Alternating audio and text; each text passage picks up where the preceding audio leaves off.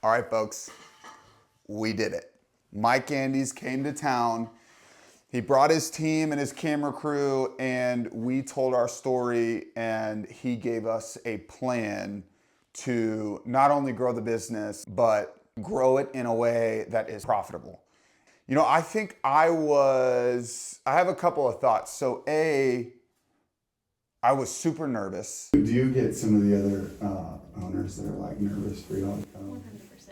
Yeah. Why are you feeling a little bit? For sure. Yeah, no, he'll loosen up in 10 minutes. It's all good. Yeah. Just, pretend. My boss asked me on one Monday how I was doing. And I just, for whatever reason that day, felt like being honest. Don't want to be here. Don't love this job. And the most stressful part of that is I didn't really know what I wanted to do. I had this big decade-long resume of all this IT stuff. And he hadn't told his wife yet. I literally went to the hospital on my first job, tried to do it by myself, a sod renovation. I collapsed on the lady's driveway. With heat stroke. Literally went to the hospital, collapsed. My parents had to come get me. But why do you think it got to that point when you were first starting out, working yourself to exhaustion and hospitalization and stuff like that? Why do you think personally that you allowed it to get that? I'm still kind of this way. I was so desperate for this to work because I didn't want to go back. And when I left, it was a little bit of not wanting to go back. It was a little bit of also wanting to kind of prove everybody around me wrong. And nobody was sitting here telling me you can't do this, but wait a minute, you're quitting a 6-figure a year, pretty good opportunity to go be a landscaper? What are you doing? And it's I'm gonna show you. And you know what? I found some peace in just the authenticity of not trying to be perfect.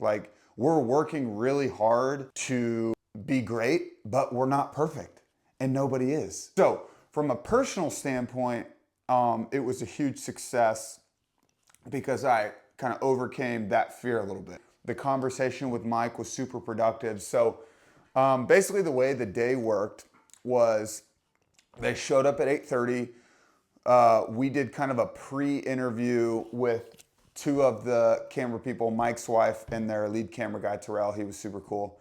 And they asked us some kind of generic questions about us and the beginnings of the business and my relationship with my dad and kind of what our roles are in the business. Mike gets in there about 9:30.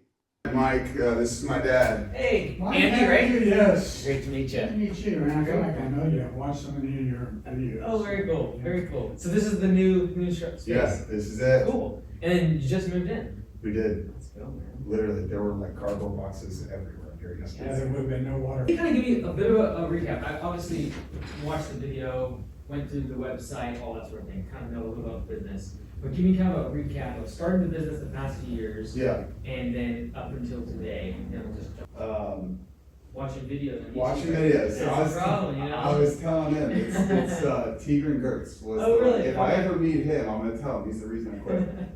He starts off with asking us the history of the business.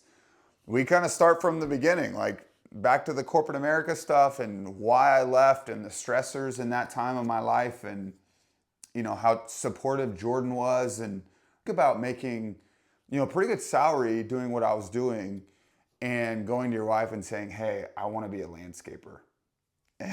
With no real experience in that field.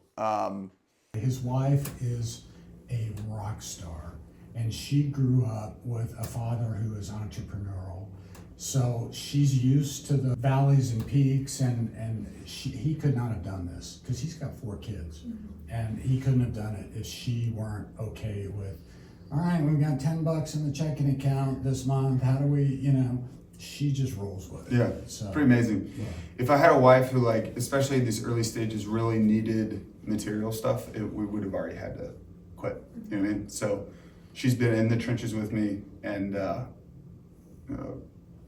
praying over me right before I came over here for this whole thing. She's a warrior for sure. Yes. So it's been a really crazy journey. But as you guys remember, I drew kind of the pie chart of sales, operations, and admin. Mike has these same 3 categories, but he calls them find the work, do the work, get paid for the work.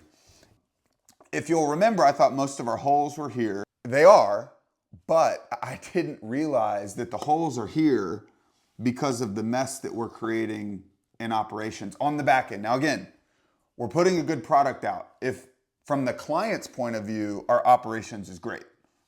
We come out there, we put a good product in, we clean up after ourselves, we leave. If anything, any like warranty stuff we handle promptly. Like from the client's point of view, this is good. On the back end, from our business side, this is not good. Mike was able to sift through that pretty quickly and understand that because of the mess that we're creating here, it's causing problems over here, which I thought that was super interesting. So the way that we solved this, hire someone who really knows what they're doing to run this department.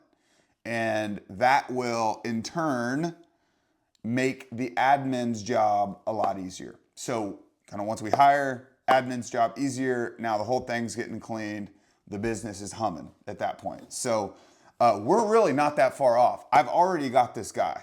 I already know who this is. He's worked for me for a long time. He hasn't had the official title of operations manager, and there's probably quite a few things that I'm currently doing that I should pass off to him. And when I do that, it will free up a bunch of time for me to spend selling and growing. And so that brings me back to kind of the overarching goal that Mike left us with, is that we have to get a reoccurring maintenance practice going. And the reason for that is we're doing a really good job of selling these big projects, but every single builder in 2008, when the bottom dropped out, who was doing projects only was wiped out. Fact.